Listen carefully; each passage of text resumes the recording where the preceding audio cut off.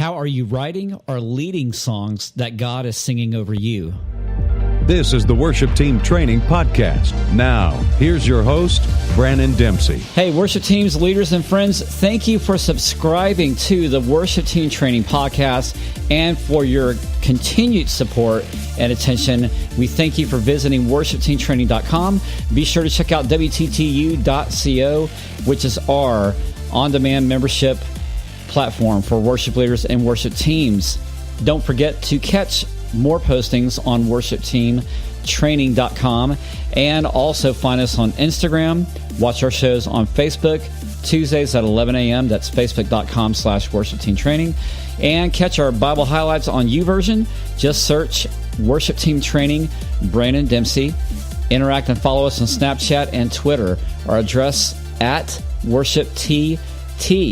And when you go to our webpage, worshipteamtraining.com, be sure to sign up for the Monday Morning Digest that arrives in your Monday inbox every week about worship team stuff, how to help with your worship leaders, your pastors, songwriting, musicianship, tools and events for you right there every week.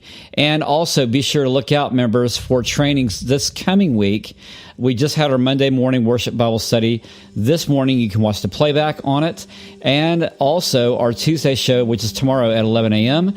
And also that date's going to be the 21st, by the way. The 23rd, this coming Thursday, we have Travis Ducier.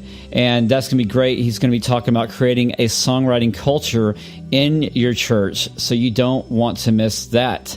So let's get to the word of the week. Here it is. Songwriting. The definition, it's the activity or process of writing popular songs or music. It could be a band's approach to songwriting, a skill that someone can have in writing melody or lyric. Here's your verse of the week, Psalm 45:1.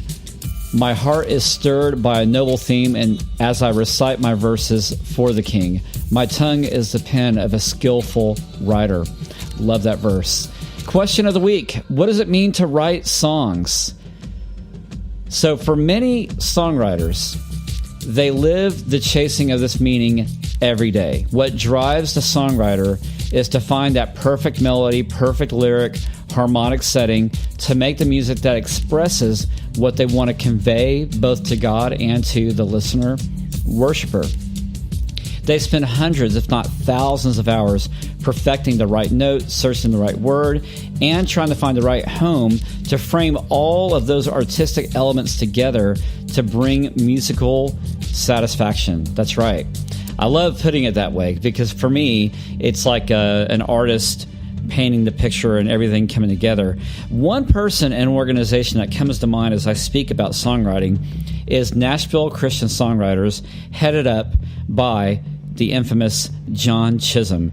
He's been an established songwriter and also A&R director with Integrity Music for years. He is also one of our board members here at Worship Team Training. And when I think about songwriting, I think about guys like John, wonderful people you have guys from like Jenny Riddle to Jason Ingram, to fantastic writers out there. In the secular world, I think of Busby. Just fantastic people who hone in their craft and their skill to create art. And you may not be a songwriter, but you may enjoy songs. And that's the reason why you're listening to this podcast, is because you enjoy worship, you like leading a team, and songs are just another way to express our worship to God and also a tool to connect people. So here's one thing, is songwriting itself is not for the faint of heart. Now, our Worship Team Training University members know that spending countless hours on choosing scriptures, picking songs, praying through Planning Center, if you will, all to find the right tune, the right song, to fit the right message. And this seems to be a never-ending, passionate quest. So how do songwriters and worship leaders, musicians alike, find that right song to fit the right moment for those in worship? The question cannot be answered easily, as it is better lived. That's what I like to think.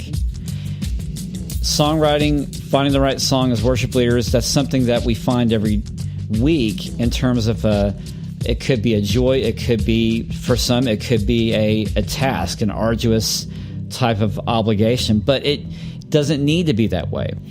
I find that when songs come to the heart, just like how melody and lyrics come to the mind and the soul, it's about everyday living. It's learning about what God does in each of those moments as He brings opportunities to fill our pages with the notes to write about His faithfulness and love. So yeah, it doesn't mean you don't need to be a songwriter to plan worship or to lead worship. But I look at it this way. I remember Dennis Jernigan saying this years and years ago in a podcast that we did. He said, songwriters of God, really, they shouldn't be called songwriters. They should be called song receivers. Tony Guerrero had said once that songwriters in the church are God's modern-day Levites.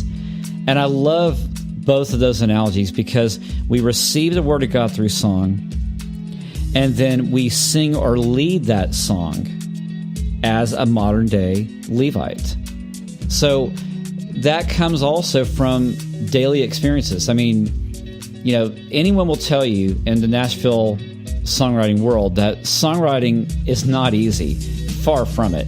It would be very much like asking a guitar virtuoso or extraordinary drummer, is you're playing your instrument easy? Was learning it easy? And they're going to tell you it may be easy now, but it wasn't when they first started. Better musicians will tell you that it's the hardest thing that they work on daily. Songwriting is no different.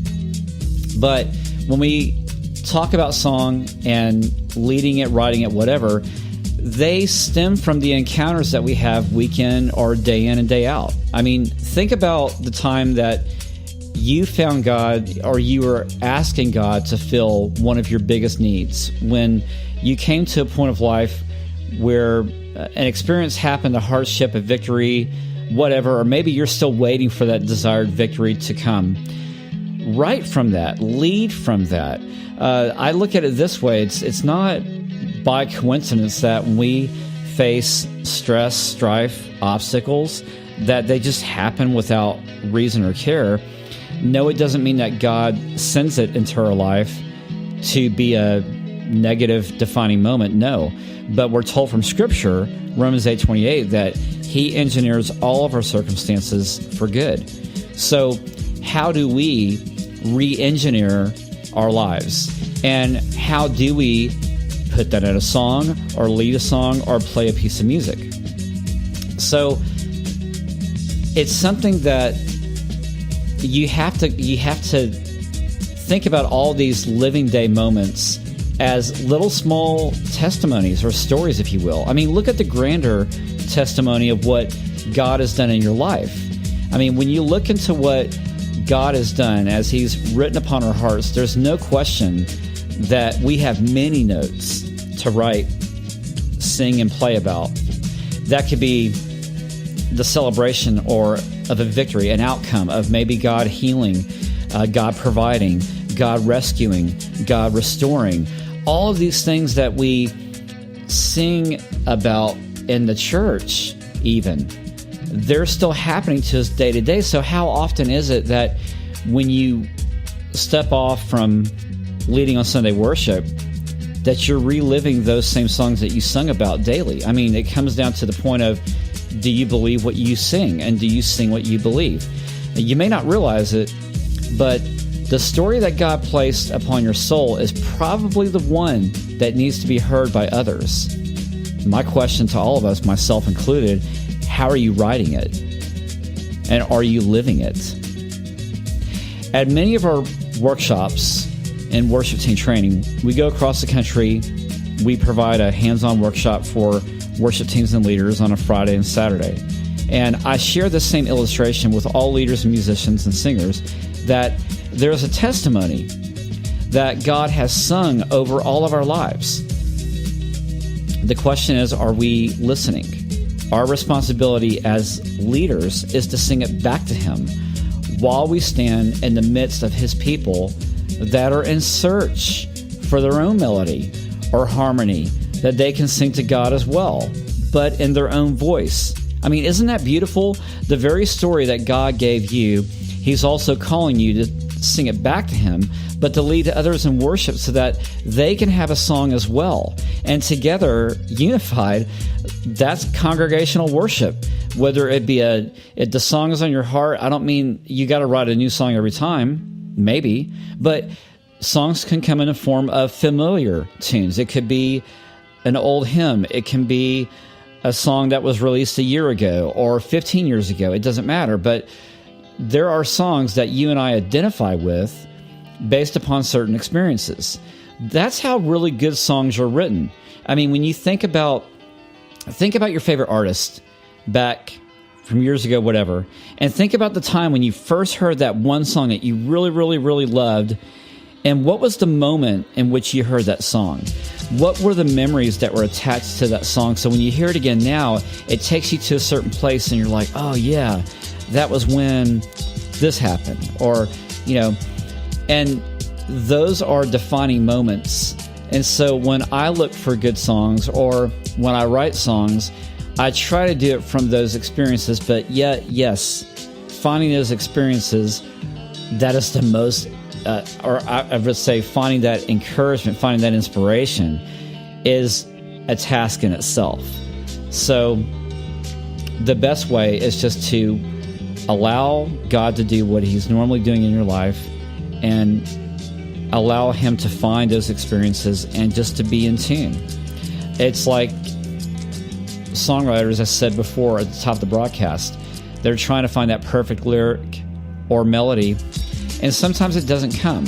And there's not a perfect lyric or melody anyway, but let's just say I'm using that word a little bit more, I'm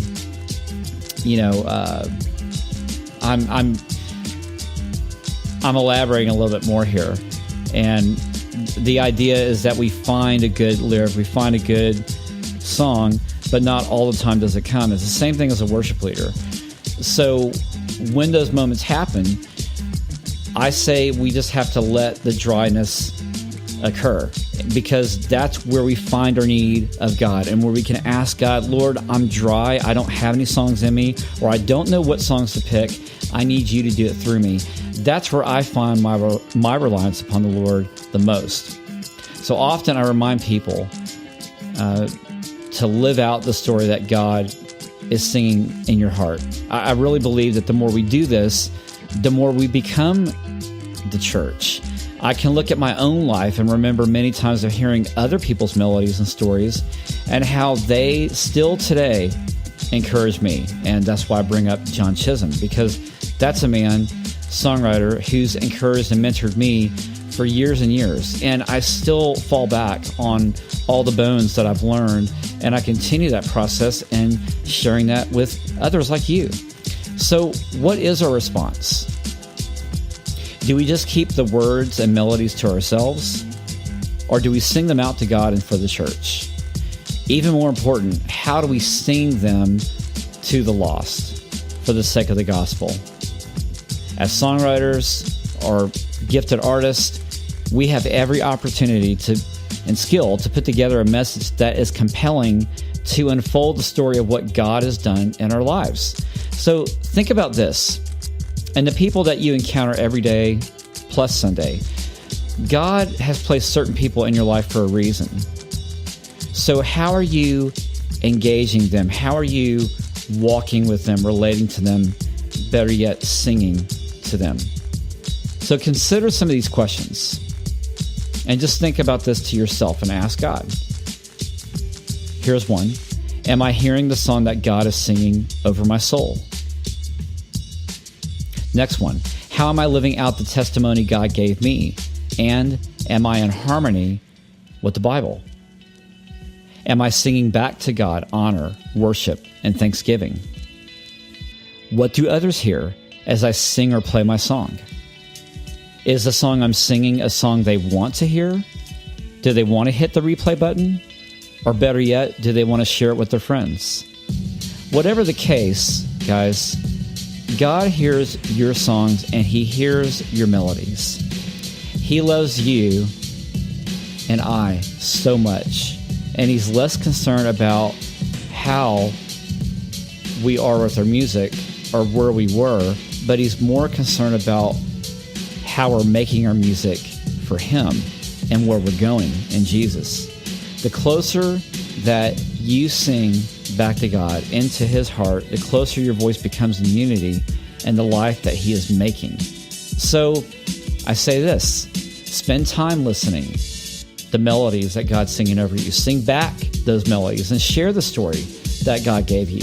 And as you lead next in worship, play, sing, or pray the words that God has already been doing, what He's been speaking since the dawn of creation. And remember this from the Psalms, play skillfully and joyfully making music unto God. That's Psalm 33:3.